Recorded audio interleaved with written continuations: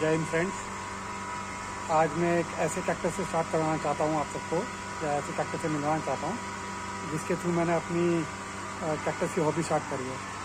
Actually मुझे हमेशा से लगता था कि कैक्टस एक कांटेदार पौधे होते हैं, लेकिन फॉर द फर्स्ट टाइम मुझे एक स्पीसीज़ के बारे में पता लगा जिसमें कांटे बहुत कम होते हैं। किसी कुछ ही वैरायटी में कांटे होते हैं, लेकिन उसके अंदर भी अलग अलग प्रजाति है। बट मैं उसके मेन वैरायटीज़ के बारे में आप सबको आज बताना चाहूँगा। सबसे पहले ये जो गोल हमारे सिक्के की तरह होते हैं, इनको एस्ट्रोफाइटम एस्टीरियस बोलते हैं। अगर इनमें जिसपे सफ़ेद ये दाग ज़्यादा हो तो उसे सुपर कोबोटा बोल देते हैं, और जिसके अंदर बिल्कुल भी ना हो तो उसे नूडम या एस्ट्रोफाइटम एस्टीरियस केस में ओबियो बोल देते हैं।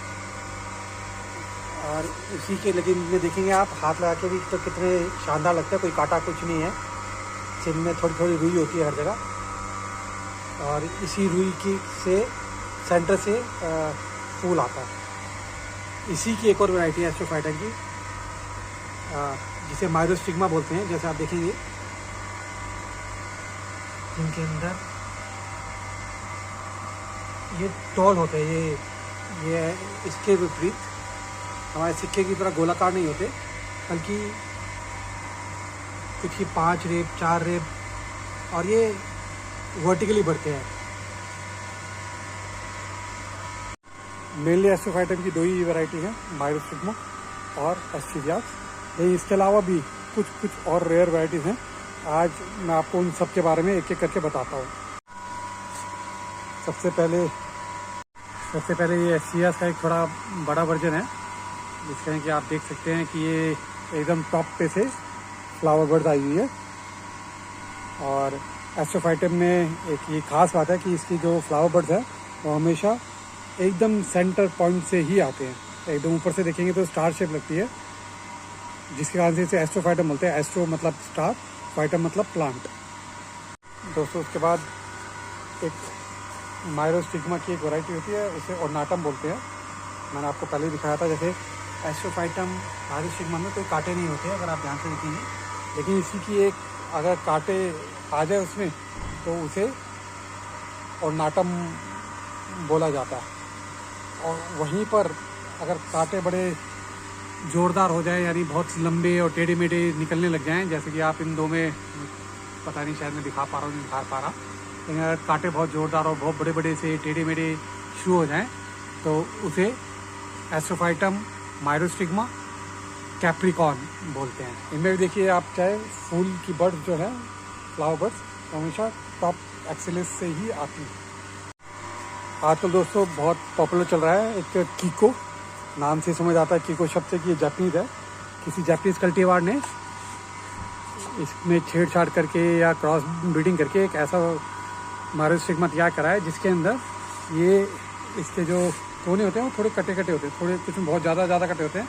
जिसमें ज़्यादा कटे हो वो उतना ही महंगा होता है। लेकिन देखिए कितना शानदार पौधा लग रहा है ये। और इसी की जगह अगर इसमें झुर्रियाँ आ जाए, मैं दिखाता हूँ आपको, इसी जगह इसमें झुर्रियाँ आनी शुरू हो जाए तो उसे फुकरू बोलते हैं। इसे एस्ट्रोफाइटम माइरोस्टिग्मा फुकरू। आप देखिए कितना शानदार लग रहा है कि जैसे हाथों में हमारी नस अलग अलग से दिखती हैं, तो इसी तरह से इसे फुकरू बोलते हैं। अगर नस दिखने लग जाए, अगर तो कट दिखने लग जाए तो इसे कीको। एस्ट्रोफाइटम में और भी कई वैरायटी आती हैं इसी माइरोस्टिग्मा में। आप ये देखिए कितना शानदार लग रहा है। ये कीको भी है अभी, मतलब पूरा, लेकिन स्टिल आप देख सकते हैं इसके एजेस एकदम स्मूथ नहीं है।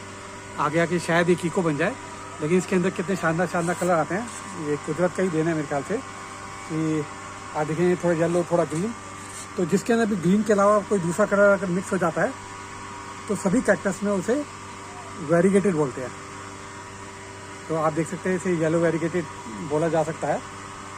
अच्छा, इसके अलावा भी और भी बहुत वैरायटीज़ होती हैं, जैसे कि ये आप देख सकते हैं मॉन्स्टरस, जिसके कोई शेप नहीं होती।